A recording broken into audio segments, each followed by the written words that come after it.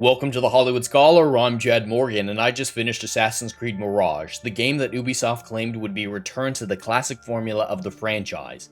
After completing the game's base story, I can unequivocally say that the marketing was an outright lie. Mirage bears no substantive connection to the classic games of the franchise, and bores far more than it entertains. The Assassin's Creed games that contain the most similarities to Mirage are Origins and Valhalla, because of the desert environment and map construction similar to Origins, and the UI, engine, and gameplay mechanics of Valhalla. Adding in a few traversal items to climb throughout the map and setting the game in the same rough time and location as the first Assassin's Creed game is not enough to claim that it is back to formula. This video will contain spoilers for Assassin's Creed Mirage, Valhalla, and much of the Assassin's Creed franchise, so spoiler alert. As much as Assassin's Creed Valhalla initially fascinated me with its epic opening and expansive world building, the ultimate conclusion to the story left Valhalla as one of my least favorite entries into the franchise. Mirage only expounds upon the many issues of Valhalla, especially its story. Basim was already an uninteresting character initially, now he is in the running for the worst character in the franchise's history, only beat out by Nihal, another character introduced within Mirage.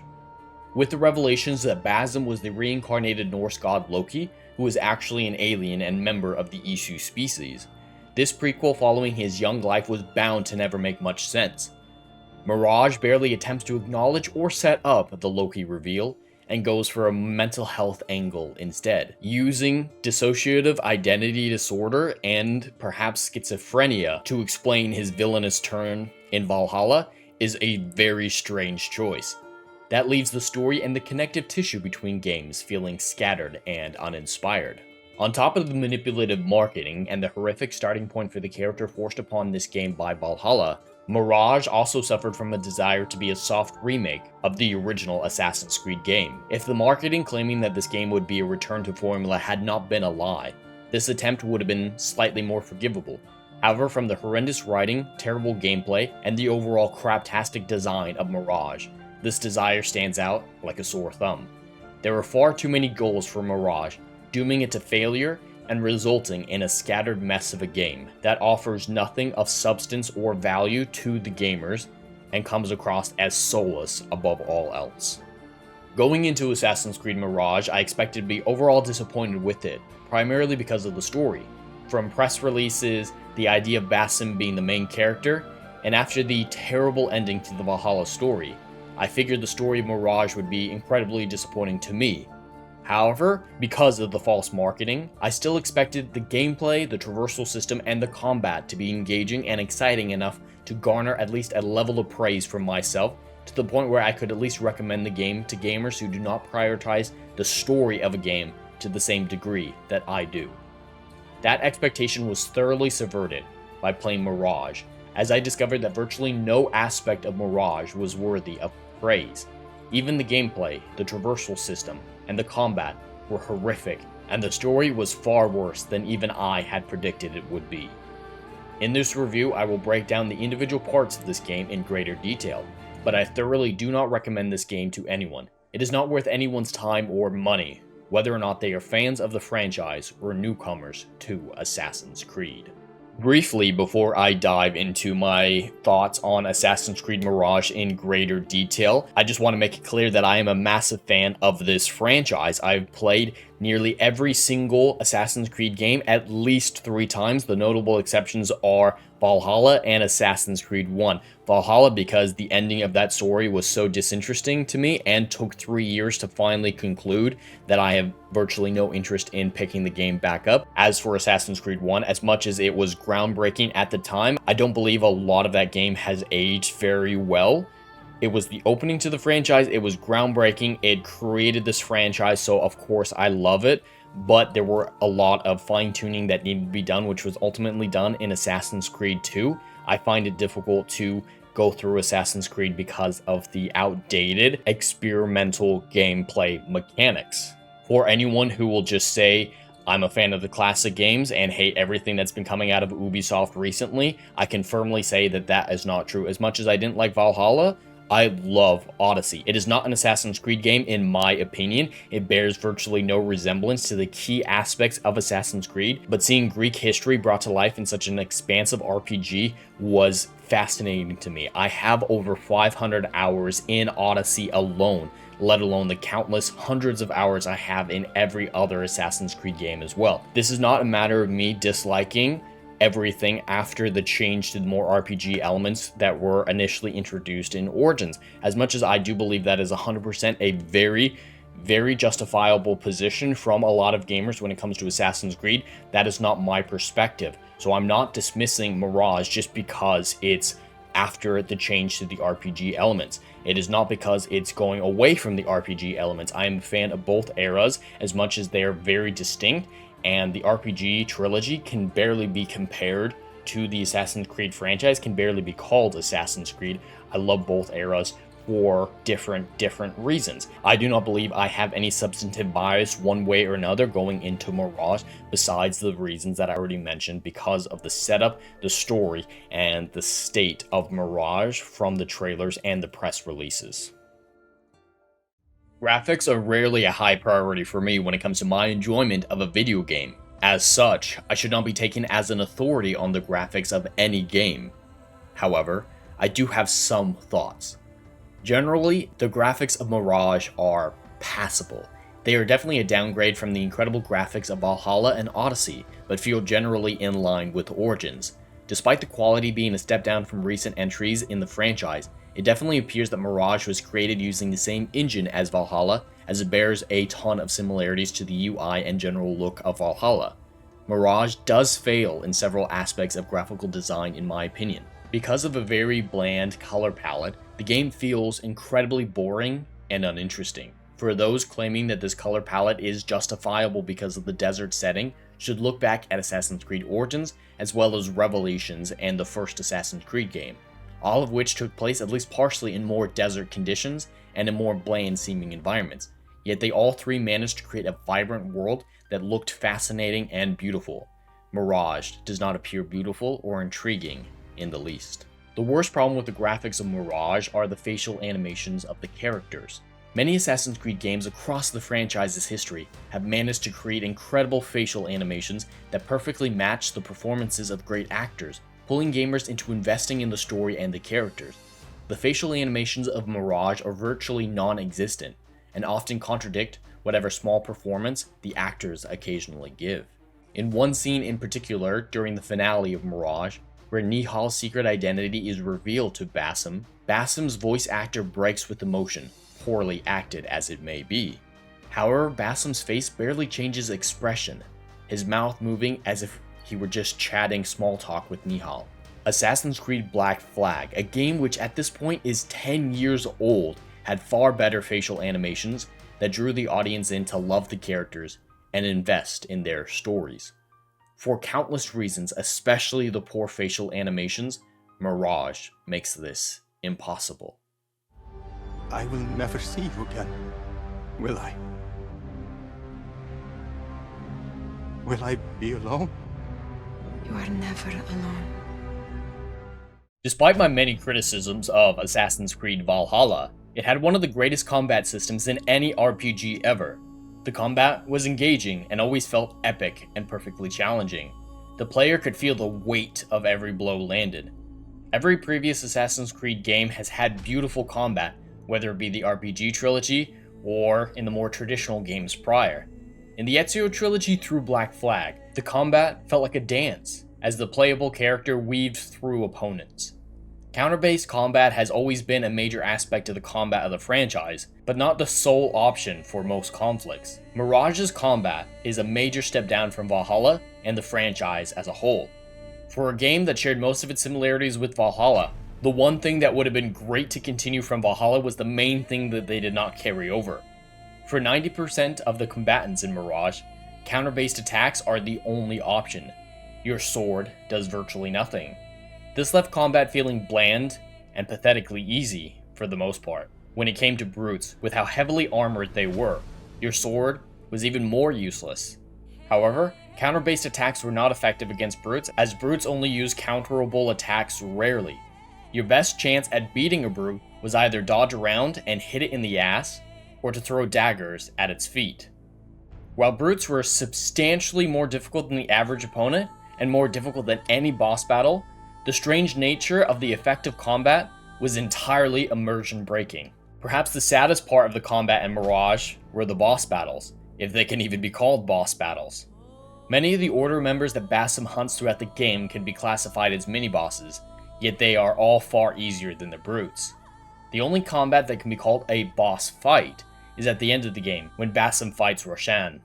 However, even this boss fight was far easier than a brute. Once the player throws a knife at Roshan, half of her health is taken away.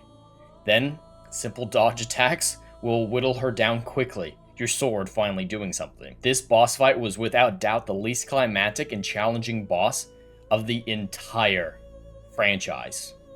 For the combat of Mirage, your options were boring and easy counters, ridiculously weird brute fights, or the saddest boss battles in the franchise's history. I have heard other people report many bugs and glitches within the game, including the comical face disappearing bug that is featured in this video's thumbnail. However, I experienced very few bugs or glitches, which is a point in the game's favor. The primary bug that I encountered came from the eagle sense going from stealth to combative mode. In this game, an enemy in normal combat is highlighted either yellow or red when they are preparing to attack you. Yellow means it's parryable, red means you have to dodge it. A near identical highlight for NPCs is also featured within Eagle Vision. If you are in Eagle Vision and then are discovered or decide to engage in combat, this red highlight of NPCs lasts for a significant amount of time after you depart Eagle Vision. It is difficult to tell whether or not the attack of the enemy is going to be parryable or if it must be dodged, as the NPC's Eagle Vision red highlights override any color coding of incoming attacks. This may or may not have been intentional, but I'm going to give Ubisoft the benefit of the doubt by saying that it is a bug that made combat strange and difficult in some unusual cases. As previously mentioned, this game feels like an extended DLC at best for Valhalla. Even still, the 15-hour base game runtime feels exorbitantly long because of the incredibly slow traversal and parkour mechanics. Between pointless fetch quests and the endless slog of the slow traversal, the game's runtime was padded out substantially.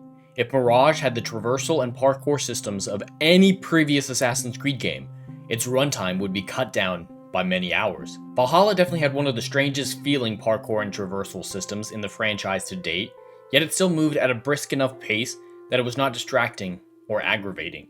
Instead of going back to form, as Mirage's marketing so often claimed, the traversal felt most in common with that of Valhalla, with the main difference being the feeling that it was the Valhalla system dipped in molasses. Many people are excusing away the slow and aggravating traversal system of Mirage by saying it is very similar to the original Assassin's Creed game. That is an unfair excuse and is wholly inaccurate. The only comparison that can be made between the original Assassin's Creed game's traversal system and that of Mirage is the speed at which the user travels, and even that is unfair. The original Assassin's Creed game was the first of its kind, revolutionizing stealth and parkour mechanics in the video game industry. With such a breakthrough, it is expected that much polishing will need to be done in future when the budgets are higher after a successful first entry.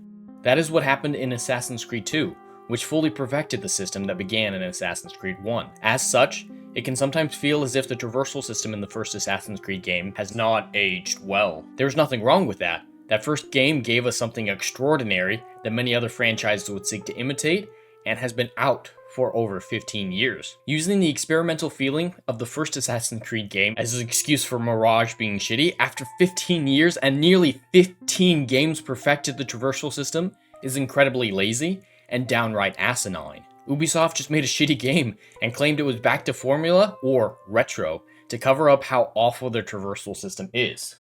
Hardly anything of substance occurs within the story of Assassin's Creed Mirage. I struggle to say it has a plot at all. 90% of the game is pointless fetch quests. What little story there is in Mirage is poorly acted with some of the worst dialogue ever to be included in a video game. Even the worst entries in the franchise far outpace the lackluster, and anticlimactic narrative of Mirage. Ubisoft appeared to hope that the return to Formula Lie, on top of the occasional member berry, would be enough for users to forget the travesty that is the Mirage story. Perhaps that will work on the occasional gamer, but it is not nearly enough for me to forgive the soulless and hollowed out farce of a narrative and caricatures of people that Mirage presents. The Assassin's Creed franchise is known for its bombastic and epic openings, from Brotherhood's Villa Assault, the Shipwreck of Black Flag, to the Battle of the 300 in Odyssey. This franchise has always delivered spectacular beginnings that immediately invest the gamer into the world and story. Mirage fails from its very opening. Rather than exploding to life in grandiose fashion, it stumbles onto screens like a drunken father after a weekend binge. Instead of epicness, the player is more likely to feel pity for how pathetic Mirage begins. Instead of an incredible and engaging start to the game, Mirage starts with Basim stumbling around being led by the nose by a girl boss who is better than him at everything. This girl boss's character is made all the more ridiculous upon the revelation that it is merely another identity within Basim. Not only does Mirage not start with anything epic, but it never delivers anything epic whatsoever. In between the countless fetch quests, the occasional fortress assault barely ekes out a modicum of interest above the norm. Nothing exciting occurs whatsoever. For the plot as a whole, I struggle to describe the events of the game in any sort of interesting fashion. I could describe every previous game in a couple of sentences that encapsulates the story in an effective fashion to intrigue hesitant gamers. For Mirage, I struggle to even describe the plot of Mirage, let alone make it sound interesting, as best as I can summarize without harping too much on the constant Aladdin references. A street kid named Basim is curious about the super secret cabal of assassins that everyone seems to know about, the Hidden Ones. He investigates a chest that he hears the Hidden Ones are interested in. This investigation leads him to a palace, where he accidentally causes the death of the local ruler. This forces him to go on the run and be rescued by the Hidden Ones. He's trained by the Hidden Ones and is sent back to take down the Order of Ancients. A few small, meaningless, and shallow quests lead to every single Order member, and then out of the blue, the local ruler's wife is revealed to be the leader of the Order. The ruler's wife tells Basim that the Hidden Ones lied to him a little bit, and this immediately makes him throw aside his game-long loyalty to the Hidden Ones and push to uncover the secrets beneath the Hidden Ones' hideout. There he finds out that he has multiple identities, and in a previous life he was imprisoned in an Isu stronghold beneath the Hidden One's hideout, and for some unknown reason, the Order wants access to the empty prison. Basim accepts his multiple identities and finds contentment, which must somehow lead to his villainous turn in Valhalla. So, to put it even more simply, a dumb Aladdin-like kid gets himself into trouble and then decides to murder everyone who wasn't okay with him trespassing and murdering a prominent government official before he finds out that he's a reincarnated alien with dissociative identity disorder. What the fuck did I just say? What plot there is between hours upon hours of fetch quests doesn't make any sense and is built on non-existent character work and the flimsy intelligence of the game's writers. There is one major quest in the game that I want to briefly focus on. Near the end of the game, I came across an essential quest surrounding the Khalifa's harem. First, Basim makes it clear he wasn't even sure if the harem existed. It was more rumor or myth. Even if it did exist, he said its location was a closely coveted secret. Soon after, the game contradicts that by showing a low-security house near the palace that the queen is the pimp of and regularly visits. Basim dresses up as a eunuch to get into the harem very easily. A concerning side note about the interior of the harem is the presence of countless children.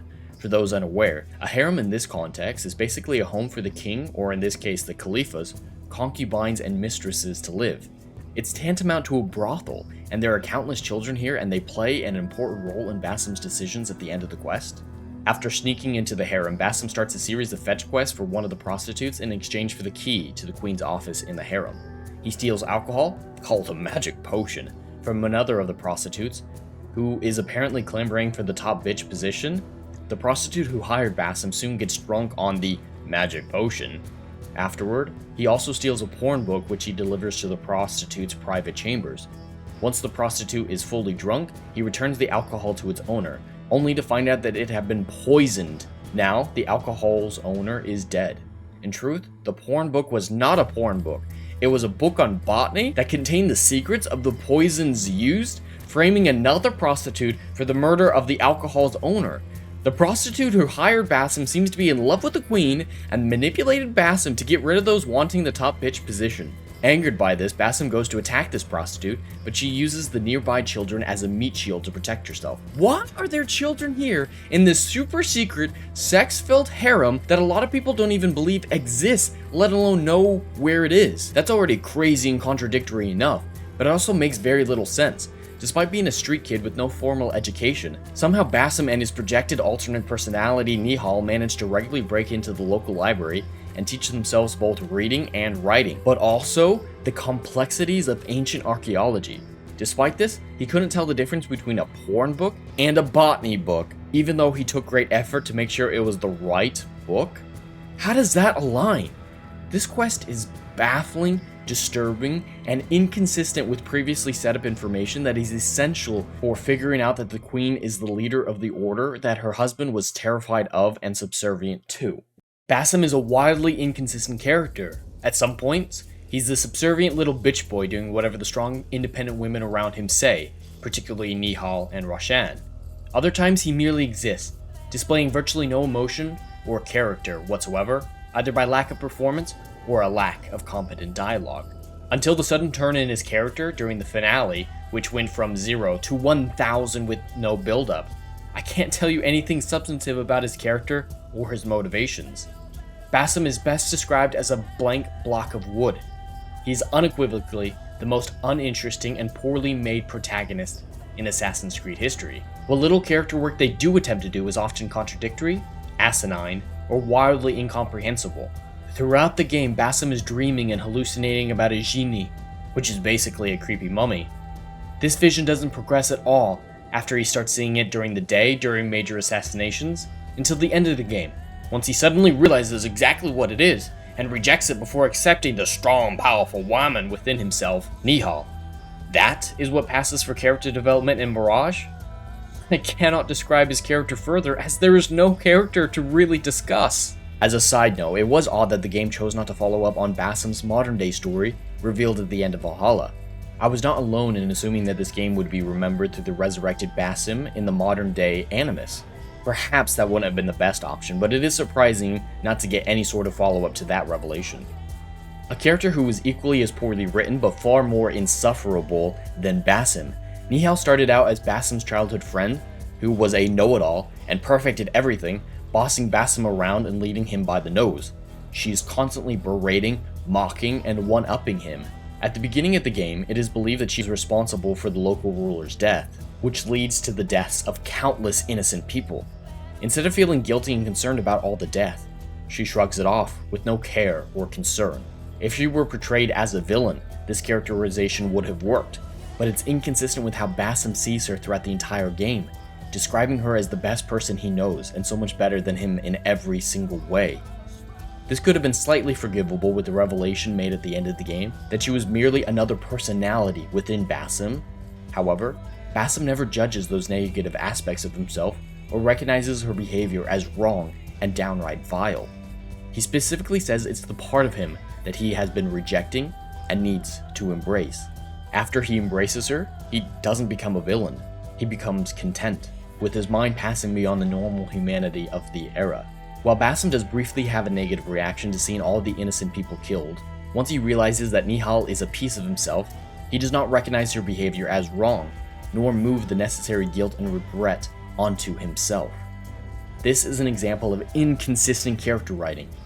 His anger at Nihal initially was the best character moment for him, but was later destroyed by his reaction to the revelation of her true identity. Nihal is nothing more than a caricature of the perfect, badass girl boss. From the moment that the actress for Roseanne was cast, I knew that her character would wind up being the villain of Mirage, whether it be justifiably so or not. The actress is one of the largest names and prominent actresses to ever join the franchise. It is entirely cliche at this point, but when a standout performer is chosen, if they do not play the lead character, they are most likely the villain. That prediction was proved entirely correct when Roseanne revealed herself as the final boss battle. In terms of her character, there was very little character development for her and very little setup for her sudden villain-esque turn. What truly damaged her throughout the game was her asinine strategy, her horrific advice, and her willingness to trust the Hidden One's primary objective of hunting Order members to one of the newest, if not the newest, assassin. At any moment that she seems like she might be able to help Basim, she just leaves for no apparent reason and pops back up at the end of the quest. Roxanne is inconsistent and hollow, with nothing interesting about her besides her gravelly voice and her very mannish features. I've had people in the comments of my previous videos claiming that this game was great primarily because it was back to form in the sense that you could hunt Templars again. This is false for a number of reasons, primarily because there are no Templars in the game. They are the Order of Ancients, but more importantly, Order hunting has been an aspect of every single Assassin's Creed games, including the RPG trilogy. The Order hunting tree was also praised, but that has been a feature of the game since at least Origins. Acting like the opportunity to hunt Templars or Order members is an example of going back to form is baffling to me. When it comes to Order hunting, the majority of the quests were shallow, featuring Basim going to a place, reading some documents, finding out where the Order member was, and going to kill them quickly. All the Order members were empty characters with near zero characterization at all, and the sudden reveal of the Order member's leader out of the blue with no setup or character development was jarring at best. The Khalifa was terrified of the Order and subservient to it, acting like it was a power far more influential than himself. But it was his wife who was the leader of the Order? That appears inconsistent and strange. Even the Order hunting, which should have been the most exciting and difficult aspects of the game, boiled down to boring fetch quests that ended in strange assassinations. The Order member hunt quest that stood out the most was one of the first that I encountered. Throughout the game, everyone seemed to know who the Hidden Ones were and who the Order of Ancients were. It was an open secret, yet the characters still acted as if they were secretive and their operations should be hidden. Despite this, and after the reminding of stealth by Roxanne, Basim decides to execute this Order member by wrapping a rope around his neck and throwing him from a balcony into a crowded marketplace before landing directly below the Order member in full view of everyone? I've rarely seen such a public assassination in the franchise.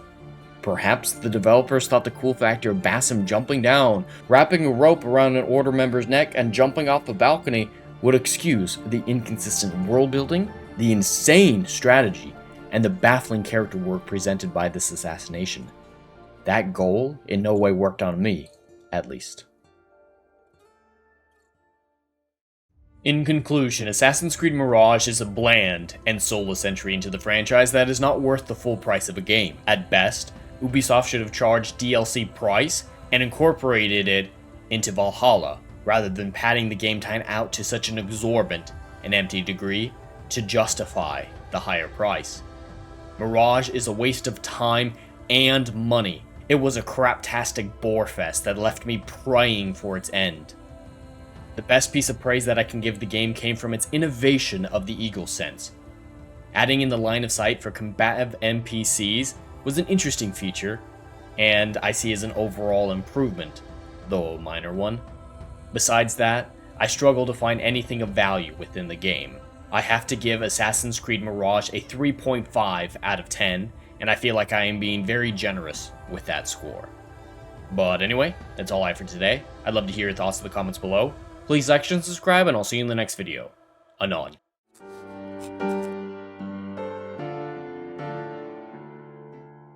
Hey, yo, are you feeling what I'm doing up in here? Oh, I know you are. Do you miss all the good, compelling stories that we used to get back in Hollywood that they ain't putting down no more?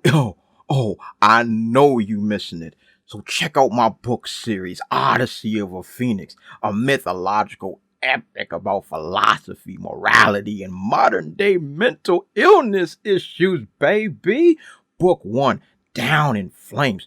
Book 2, Apocalypse Then. These are currently on sale. What are you waiting for? Get your hands on them. And we got Book 3, Kill the Dark, is coming down the pipeline. Just wait for all the good stuff that's dropping. You ain't gonna be disappointed, fam.